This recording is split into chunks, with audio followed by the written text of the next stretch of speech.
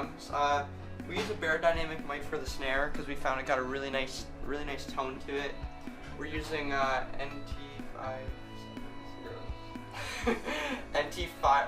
NT5s, yeah, for the overheads, yeah. To get a really nice punchy sound with the bass drum, we mic the front and the back to get a really nice punchy tone.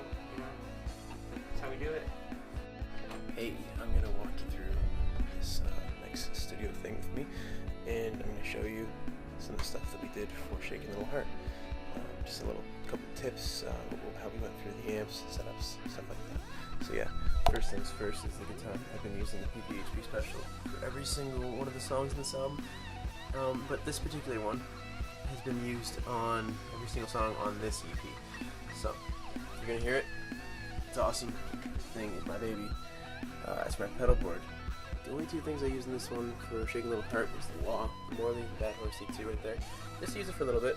I like it personally, not over or anything, but just as a nice change up compared to the traditional wah. Just because it's not as wah-y, it doesn't change it too much. It's more of a sweep rather than a big wah. So yeah. MXR Dunlop carbon copy.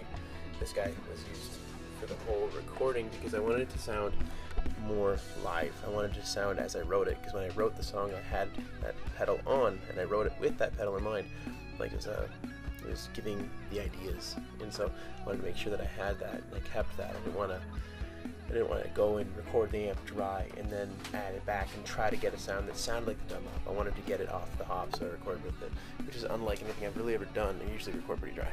Alright, for the overheads, we position them away from each other to eliminate any sort of, crosstalk, I guess. We position them right in between the cymbals to get a nice share of each of the cymbals, nice tone stuff, I guess. Tom mics are put on the outside, well, that one's put on the outside, to kind of face inward so you don't get any cymbal noise, well, to minimize cymbal noise. Same with the floor toms, same with the snare. Yeah. The bass drum mic we use is Beta 52. We have one in the middle, or in the drum, to get the big sound in between, or in the drum, and then we got one back here getting the beater sound to get a nice punchy, kicky tone. Everything that we want in a good bass drum. So yeah.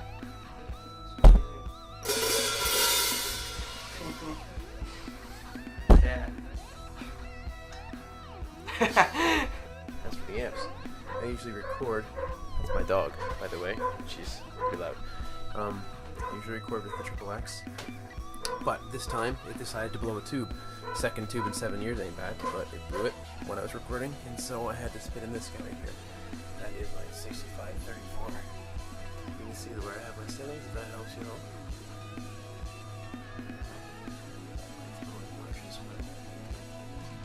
So yeah, this thing, this one, and what is it? Let's see this guy's, because the thing's more raw sounding. It's not as compressed as the Triple X, and you can tell because it's loud. It's really loud.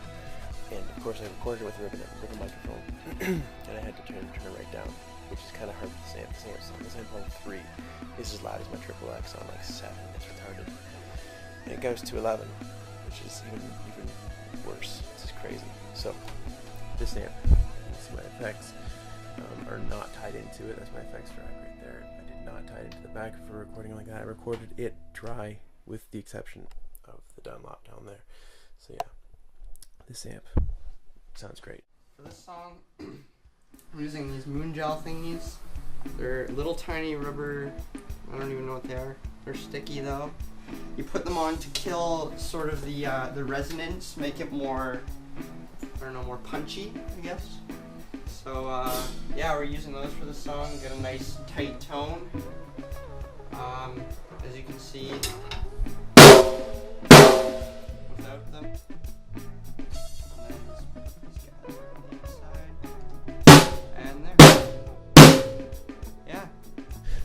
Bass. We have to fill in for Tony. This is his rig right here. You can kind of see what he did with his effect, or sorry, not his effects, his dials. If you want to take a look. you for if you try and do some recording later on.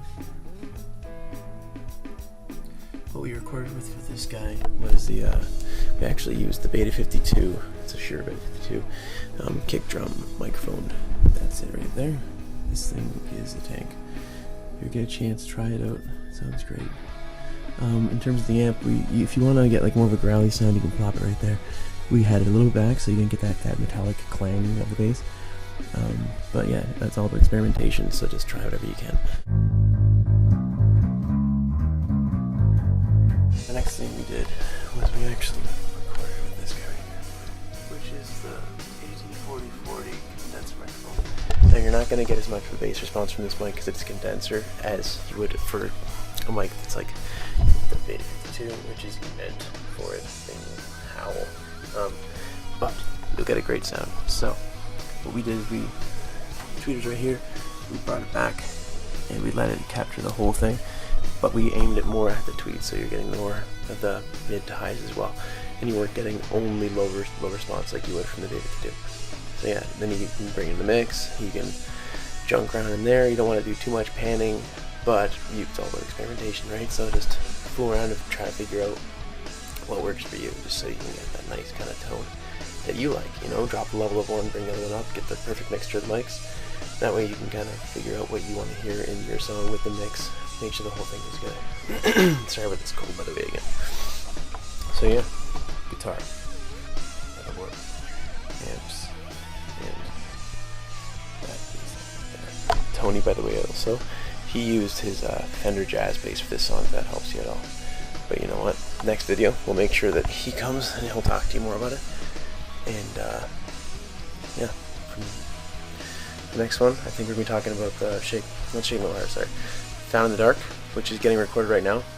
And you're going to hear this kit come to life, because Max, when he sits behind it, just turns into a little demon. But in this song, he had to taper him back so he could let his nice boy shine a little. Yeah, sounds great. And you know what, next time you see Max, give him a big hug, because he's doing a great job in these videos, don't you think? Thanks.